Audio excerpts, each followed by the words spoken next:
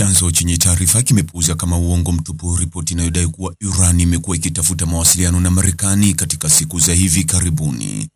Ofisa wa Iran mwenye taarifa alikiambia chombo cha habari cha Tasnim kuwa madai ya chombo cha habari Axios kinachojulikana kwa kusambaza habari zisizo sahihi kuhusu uhusiano wa Iran na Marekani kwamba Tehran hivi karibuni imetafuta mawasiliano na Washington ni ya uongo na hayana msingi wa uhalisia.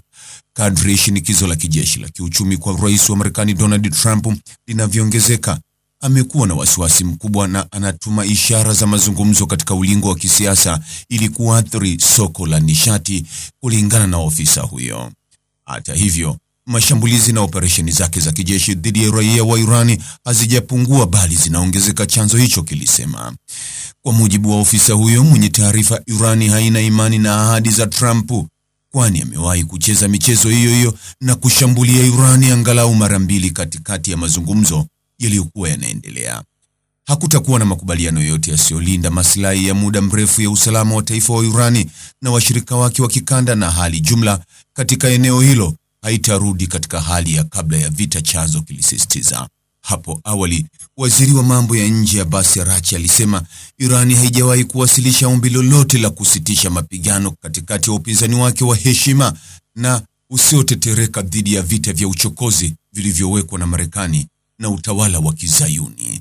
Akizungumza pembeni mwa mkutano wa kila wiki wa msemaji wa Wizara ya Mambo ya Nje uliofanyika Tehran siku ya Jumatatu, Araghchi alisema Iran haijatuma ujumbe wowote wala kutoa ombi lolote la kusitisha mapigano tangu kuanza kwa kampeni ya kijeshi ya Marekani na Israeli dhidi ya Iran. Alisema maadui wa Marekani na Israeli wametambua ni taifa kubwa kiasi gani wanakabiliana nalo, akisisitiza kuwa Iran haina kusita kujilinda na itaendelea na vita kwa muda wote utakaohitajika.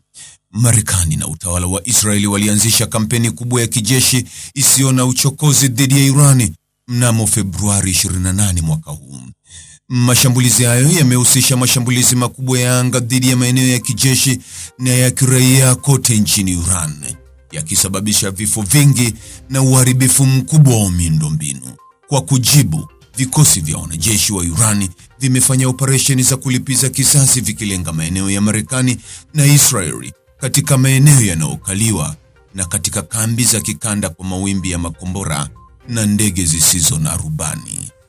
Mtazamaji, ni yapi maoni yako kuhusiana na taarifa hii? Andika maoni yako katika sehemu ya ujumbe hapo chini. Like na subscribe pia ili uwe wa kwanza kupata habari wa chungu tele. Hii ni Focus News. Jina langu ni Deo Kaji Makomba.